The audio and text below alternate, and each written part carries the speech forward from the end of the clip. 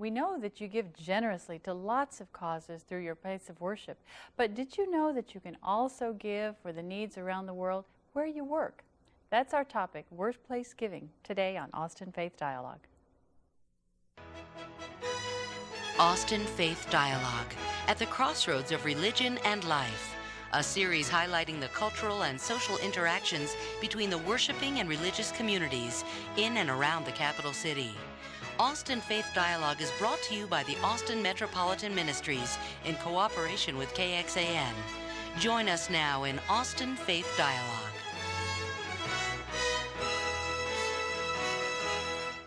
We're sure glad you've joined us today on Austin Faith Dialogue, and we've got an interesting topic as we start off this fall season of cultivating gifts through workplace giving campaigns, which usually happen in the month of October through payroll deduction. Our topic today is how your concern for the needs of people all around the world you can fund not only through your gifts in your house of worship, your church, your synagogue, but also through giving wherever you work, through an organization called International Service Agencies. For instance, did you know that the American Jewish World Service, the United Methodist Committee on Relief, Lutheran World Relief, all these organizations have in common that they're under the umbrella of ISA, International Service Agencies. Let's show you, through conversation with our guest today, what that kind of giving can mean. We've got today Gary Roberts, who's a volunteer with International Executive Service Corps. And Gary, it's so good to have you. Thank you. It's a privilege to be here. Talk a little bit about, for illustrative purposes, what IESC actually is. IESC is an all-volunteer organization based in Stamford, Connecticut. And even the secretaries there are unpaid volunteers too. And it is comprised of primarily retired business executives that take their life skills, put them into the computer bank, and as they get requests for overseas assistance to developing countries, they go through the skills bank, evaluate those that are qualified, and ask them to go on the projects. And I've been very fortunate to have been out on 6 different projects over the last 5 years. Now, IESC isn't itself particularly faith-based like some of these other organizations under ISA, correct? No, but they're under the umbrella. They're a portion of the gift when you give at the workplace or through your church or through your group. They come under that umbrella, and through the USAID or the U.S. State Department and the ISA, they're funded for overseas projects. Wonderful. So ISA is really an umbrella group for about 50 different organizations working in developing countries. Exactly. So now, if you get invited as a volunteer representing one of these ISA member agencies to go do a presentation in a workplace, in an agency somewhere, what do you show up to do then? My skills have been, interestingly enough, my hobbies. My hobbies for many years have been wood carving and wood turning. And I've been asked to go out on all 6 of the projects that I've done, have been related to the craft industry, primarily woodworking. And I've done 3 projects in the West Indies, 1 in Egypt, in Cairo, Egypt, 1 in Malawi, and we just finished a project in Ecuador. All of them craft related, and I'm a retired businessman. I had no idea I'd be doing things like this, but as a volunteer, it's really fulfilling. Amazing what some of us get called on to do, isn't it? Yes. So as I understand the process, workplace, an agency then will invite a representative to come in and tell stories to help illustrate what payroll deduction gifts might do, right? Through the ISA, that's what my volunteer action really is to go and help them solicit and receive funds, to explain why it's a good idea to support these organizations. Okay. With stories or relating to the projects that I've done as being the end result of the giving. So let us assume then, for our viewers, that you've been invited to a workplace, and you're going to do a presentation, which I also understand are very short. You're given maybe 5 or 7 minutes. That's right. To tell your stories. So what would you say? And I see you've brought a number of things, so obviously it's a good show and tell. Okay, these pieces here represent a project that we did in Malawi in southeastern Africa through the International Executive Service Corps. And the project was originally a very difficult project, or outlined to be a very difficult project. And an interesting thing happened in the course of deciding whether to go or when to go. And what was that? One of their basic criteria said that we have a group of ladies in Malawi and Eastern Africa that want to learn to wood carve because that's the primary export product that we have available.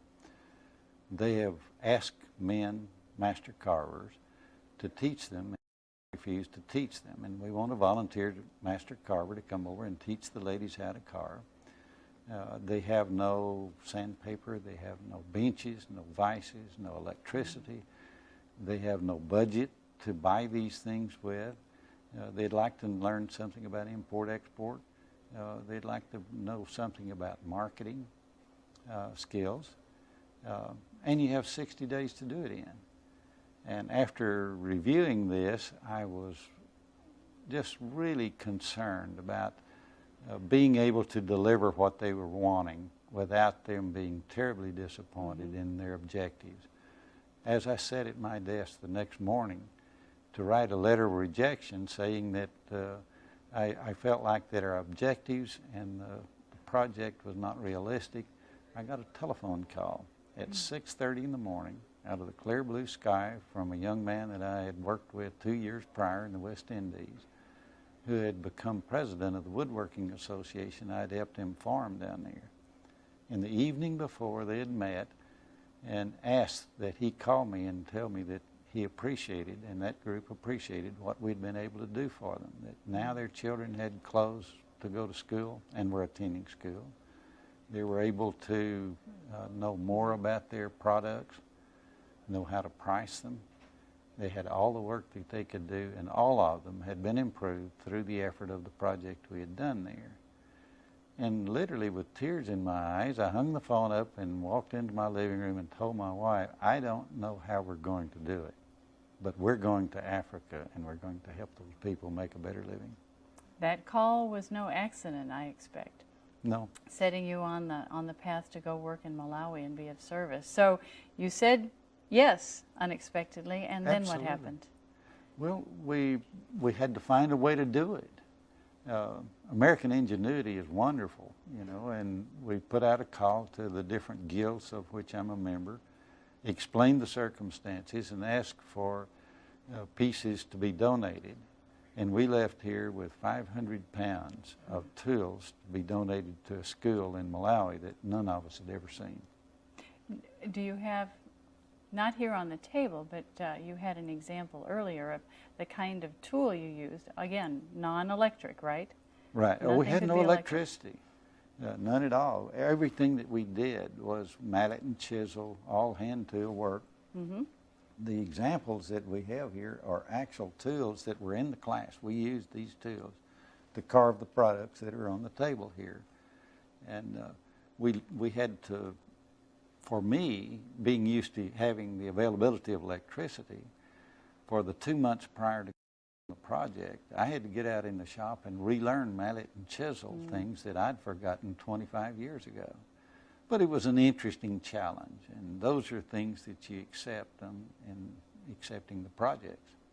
So you show up in Malawi, 500 pounds of hand tools for woodworking, and then what happened? We had a small building. We set up a school. In the process of going there, I had asked that we have there are 11 provinces in Malawi. I asked that a lady from each of those provinces be sent into the town of Blantyre, and let's use that as a base for our school. It's the largest town in the country. What I intended to do, and in getting there, structured a way to a curriculum, We had the tools by then, everything non-electric.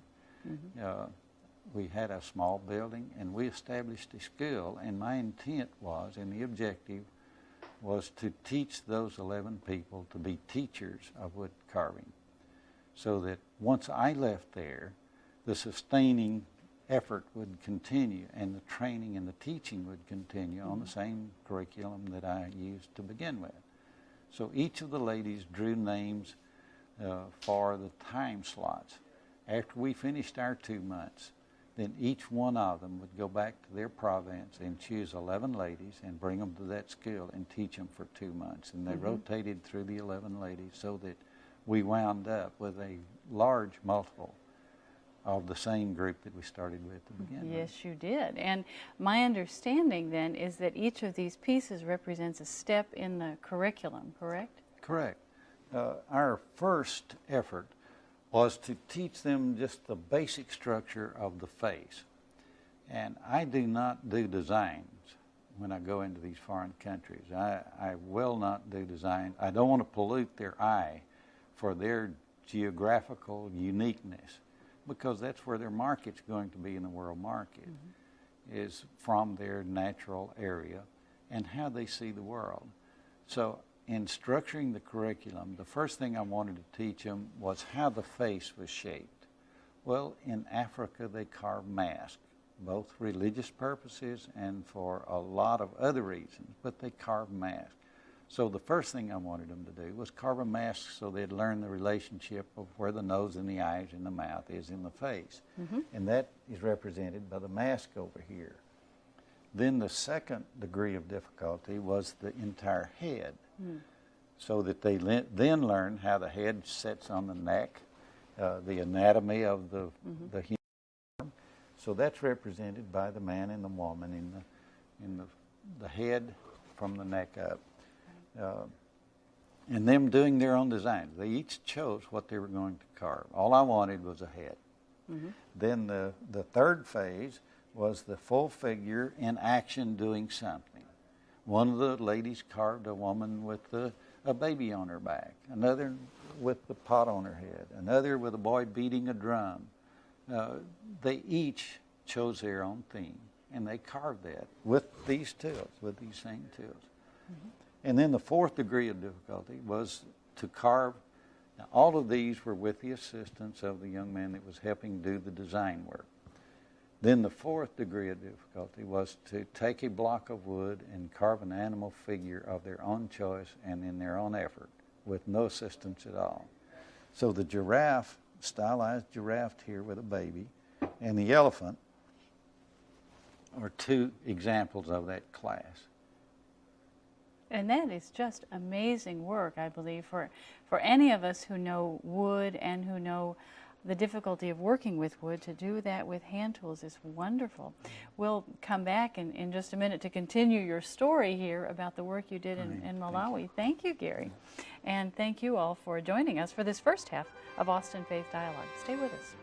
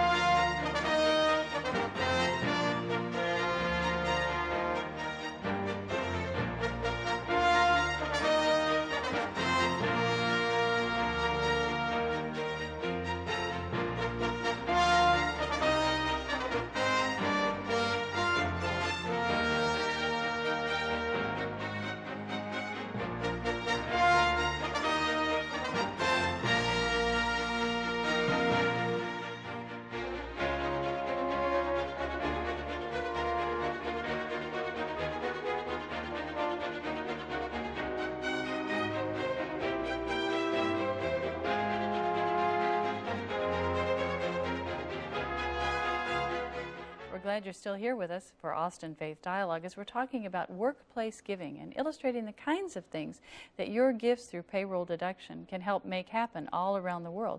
And our guest today is Gary with the International Executive Service Corps. Again, it's really good to have you and hear your story. So we got in the first half through the curriculum that you used with the women in Malawi in the woodworking. Maybe you'd want to say a little something else about the tools that you all used? Yes, the tools that you see here on the table are crude by any means, and they're difficult to use. And one of the problems that we initially had to face was these ladies were not used to physically using their hands to swing a mallet, to drive a chisel. The tool on the far end is called a kasima, which roughly translates to be chop chop. It's a tool that can be used as an adze or a hatchet. The blade comes out and turns 90 degrees, and it can be used as a hatchet or as an adze to shape the wood. One of the problems we ran into early that I had not anticipated was the physical demand on the ladies and their effort. So I quickly structured a way to where we would work 2 days with mallet and chisel, actually physically doing our carving. And this was all in a room that was 10 foot wide and 20 foot long, with 12 ladies, myself and the other master worker, master designer. So, you know, there were 14 of us in this tiny little room working with sharp chisels. And incidentally, we only had one Band-Aid injury in the whole thing, and that was to me. I got cut on one of the chisels. But the kasima and the chisels and the mallets would really eat on their hands. Their hands physically blistered the first day. I showed them how to soak them in salt water so they'd toughen quickly. We'd work 2 days in the shop, and then a day of lectures or field trips, and then 2 days in the shop, and another day of lecture or field trip. And I took them out to places such as the import-export area, introduced them to the president of the import-export company, took them to a bank, showed them how to set up a bank account. None of them had had bank accounts. We really enjoyed quite a diversity, and anything that they suggested, we would take it into consideration. And we found that their ability to work with their hands was absolutely incredible. You know, for first-time efforts with tools this crude, we were finished with masks at the end of the first week. You know, it was just amazing how they would work till their hands would bleed, and then stop, rest a while, and go at it again. How wonderful to work with such learners. And I understand that you had the extreme good fortune then when you came back to the U.S. to happen to know an executive with Pier 1, and with fear and trembling you talked to him about purchasing some of these crafts and were floored when he said not only one container worth $40,000, but a total of 6 containers of $40,000 worth of merchandise each. So I'd be interested in knowing what kind of difference that amazing success from your very first try has made for these women in Malawi. It was a wonderful experience because I was back here but keeping in touch with them, and their first purchase order from the States was $240,000 from Pier 1 Imports. And they had such a volume because their school was still going, and they didn't have really that many people that had been trained already to produce that volume of work. Then they went to hiring men. Some of the men that were in the area that wouldn't teach them to begin with were now there applying for work and jobs, and they were beginning to control the market in Blantyre for exports. 6 containers is a lot of wood.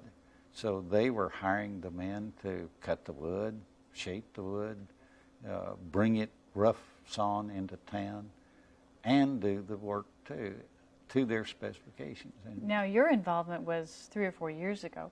So what do you hear from the community now with this wonderful source of income? It's been wonderful for them.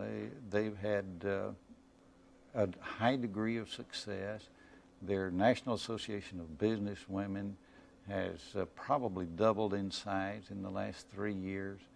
They have hold themselves up as an example of what you can do, even when you're told no, that we won't teach you what you can do if you absolutely apply yourself. And their diligence and effort has just been amazing. They've been able to buy homes. They have all established businesses. One of the loops that I continued with over there was seeing that U.S. businesses benefit from this effort too. And we set up one of the ladies as a dealer in sandpaper, another in liquid finishes for the wood, another in sealants and wood processing equipment. And then Pier 1 comes in and provides a market and jobs on this side too. So we feel very good about trying to tie the loop in Final Farm. And how gratifying for you to be part of that loop. Only a small part. So you've given this presentation, although shorter, in some workplaces as you go as an International Executive Service Corps volunteer and an ISA volunteer. Right. And what kind of reactions do you get from the participants in these workplace presentations? What do they say to you about your words? Most of them are rather amazed. You know, they're surprised to see that the true bottom line of the workplace giving can be so effective if it's done in a good manner. And I feel very, very privileged to be a part of that. Absolutely. And what is it that motivates you? For some of us, it's recognition or a calling from God or income or any of a number of motivations. What is it for you to do this kind of volunteer work? I would guess all of the above. You know, I enjoy woodworking. I'm an enthusiastic wood turner, wood carver. I work on wood nearly every day if I get an opportunity. I feel very privileged to have the health, to be an American, to be able to be free to do those kinds of things, to have a wife that supported me all these years, and she goes with me on all these projects as an integral part of the assistance and support. I guess all of the above. Many, many blessings to give thanks for. Boy. Now, what would you like to, through your participation as a volunteer in this way, what would you like to see happen through these workplace campaigns? We ask that people try to change the world one gift at a time. I think that's a very lofty goal, certainly, but it's a realistic goal when we all work together. And even though you can check off on your payroll deductions a small amount, whatever you feel like your conscience can let you do, the end result can be that you change people's lives. And these are material things that we can see that were the result of those small gifts in cumulative form. So maybe it's that no gift is too small and no life is too insignificant, perhaps, That's that we absolutely can't right. make a difference somehow with our giving. That's absolutely right. And it's really nice to be a part of that. Isn't it just? Yeah. Now, I'd be interested in knowing how you stumbled across ISA. My guess is that a lot of people don't know that this organization that gives an option for workplace giving for developing world needs, they don't know that it exists. No, and I didn't know it existed. You know, I was here in Austin for many, many years, and when I got with the International Executive Service Corps, it was through our National Wood Carvers Association. And after having some real nice successes on the 6 projects that I've been involved with, they referred me to the ISA because I'm on the Speakers Bureau of the International Executive Service Corps. They asked me to join on a local basis the International Service Agency to help them in soliciting funds here, to let people know what really happens beyond their gift. Right. And so you've been to Dell Computer Corporation Right. doing a presentation, and where else have you had the opportunity University to go? of Texas, to the federal employees unions. I've got another call to go to Dell next week, so it's really a challenging, interesting thing. And such an opportunity, because if I remember correctly, ISA is in not only Dell and Samsung and National Instruments and others as a workplace giving option, but also the City of Austin, the Greater Austin campaign, the Capital Metro campaign, the Travis County combined federal state employees. ISA is an option at all of these levels.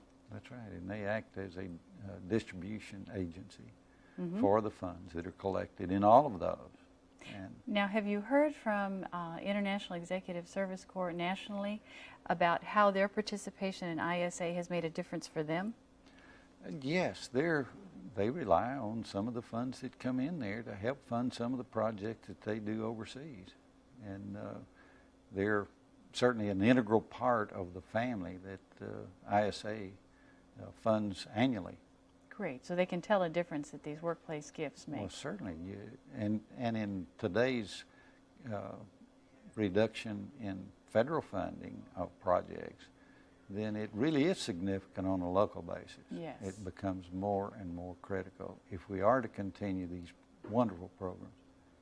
Now again, many of our listeners, or viewers rather, probably all of them, have some connection to a faith community. So we remind them again that a number of organizations, the Salvation Army World Service Office, International Orthodox Christian Charities, Christian Children's Fund, Church World Service, Catholic Relief Services, United Methodist Committee on Relief, a whole variety of agencies that are specifically faith-based, as well as other community organizations are members of ISA and therefore eligible for giving. So with that background and with folks from faith backgrounds watching today, what kind of do you want to give them? Just consider what your heart tells you. You know, you can see what the benefits really are. And just consider what your heart tells you. Consider what your heart tells you, and maybe step out and make a difference for people you will never meet, places you may never go, but your gifts make a difference around the world, right? Absolutely. And if somebody wants to contact you to share your stories, how about we just give them your telephone number? Be happy to. It's area 512-345-1521. Great. Gary, thank you so much for talking about International Executive Service Corps and international service agencies and getting people excited about the difference they can make in the world. Yeah. It's been my privilege. Certainly my privilege. Thank you very much for having me. We hope we have some good results from the campaigns this fall. Wonderful. And thank you all for joining us today on Austin Faith Dialogue. We'll see you here again next week.